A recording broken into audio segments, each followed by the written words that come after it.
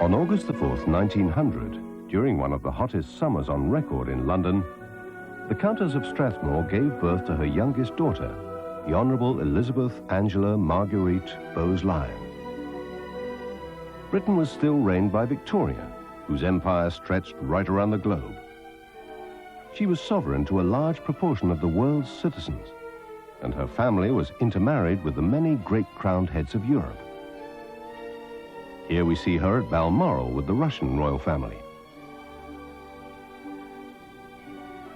Victoria's death in 1901 was followed by the coronation of Edward VII.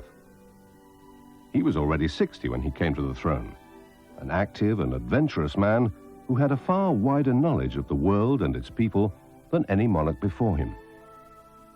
Nevertheless, the royal family was still surrounded by pomp and circumstance and very rarely seen in public.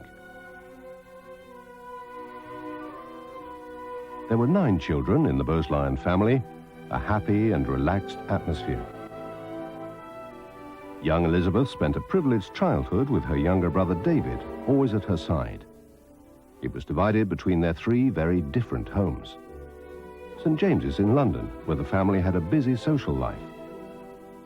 Then there was St. Paul's, Waldenbury in Hertfordshire, a relaxed country home with woods to play in and a tree house to hide in. The perfect setting for an Edwardian childhood, surrounded by pets and games and books to read.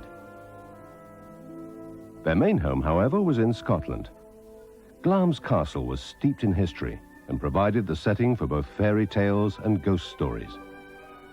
It was huge and busy and full of secrets. The young Bowes-Lyons could hide in the vast corridors while their elder brothers and sisters entertained large parties of guests.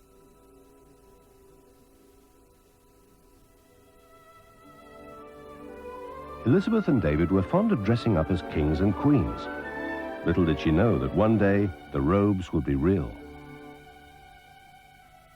Elizabeth was educated at home and instructed by her mother in art, music, and dancing. She was a pretty, intelligent child and a popular party guest. At the age of 5, she met Albert, the second son of the Prince of Wales, at the house of Lady Leicester. Reportedly, it was on this occasion that she gave him the crystallized cherries from her slice of cake. The reign of Edward VII was a short one, only 9 years. At his funeral, the new king is followed by his 2 young sons, David and Albert, in cadet uniforms.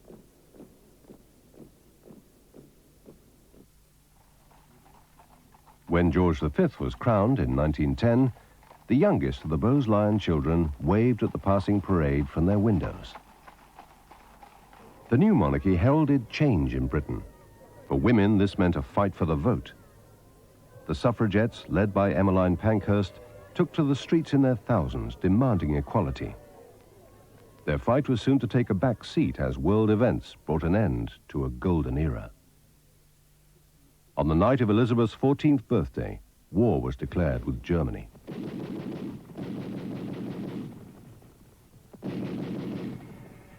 It was a war that touched the lives of every Briton.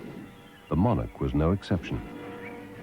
The king's example to his people in those tremendous years, his support and advice of his ministers, his fortitude in the face of the world are well known.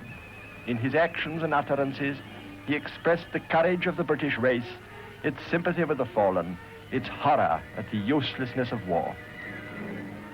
Let it never be forgotten that Britain did really fight a war which we hoped would end war.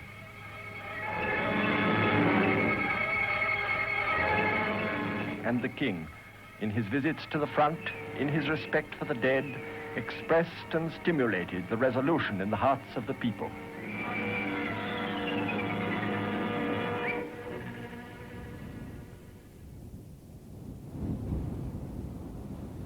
The 4 older Bowes-Lyon boys joined the family regiments, and Glamis Castle was transformed into a convalescent hospital for injured soldiers. The young and pretty Lady Elizabeth was soon the most popular of the nurses. She wrote letters for the soldiers, knitted and organized fundraising events, as well as entertaining everyone with songs and games. She was given the opportunity of meeting men from all classes and backgrounds, and learning a little about the Britain that existed outside her social sphere. She had grown up rather quickly, just like the young men she nursed. The family were to suffer like so many others. Elizabeth's brother, Fergus, was killed in action 2 days after a visit home to celebrate his first wedding anniversary and see his new daughter for the first time. As the war came to an end and the victory celebrations died out, the people of Britain started a new era. Elizabeth entered London society with great success. She stood out from other debutantes with her warmth and charm and was known to have had many admirers. The guest lists for these parties often included the King's 2 eldest sons. Elizabeth was already acquainted with their sister Mary through a mutual interest in the Girl Guides. The dashing Prince of Wales was the firm favourite of most of the debutantes. But it was his younger brother Albert who had his eye on the dainty young lady who was so very fond of dancing. He had been a guest at Glamis and enjoyed the relaxed atmosphere and the warmth of the Strathmore family. It was in direct contrast to his own upbringing. A shy and awkward child, Albert had been kept at arm's length from his austere parents and forced to write with his right hand by strict tutors. He had a bad stammer and a history of poor health. Attention was focused on his older brother, who was being prepared for the throne. In spite of his shyness and poor health, Albert insisted on active naval service in the war and developed a keen interest in industry and social problems. His determination impressed and surprised his father, and the newly created Duke of York gained confidence and respect. Everyone soon agreed that Elizabeth and Albert were a perfect match, even the King and Queen. But Elizabeth took her time before eventually accepting his third proposal. They were married in Westminster Abbey on April 26, 1923.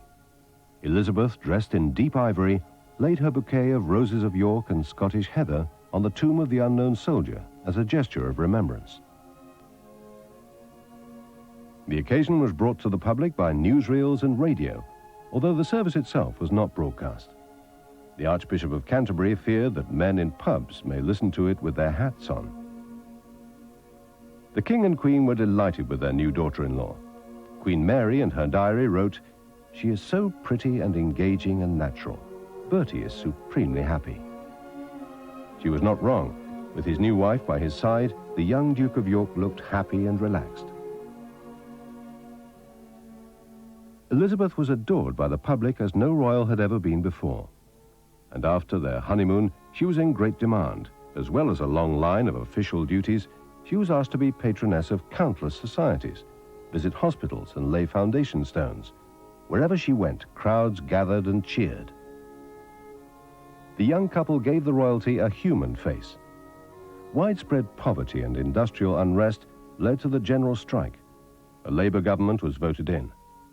The people of Britain needed to be heard, and with monarchies falling all over Europe, Elizabeth and Albert were the first to acknowledge that the days of a distant and decorative royal family were over.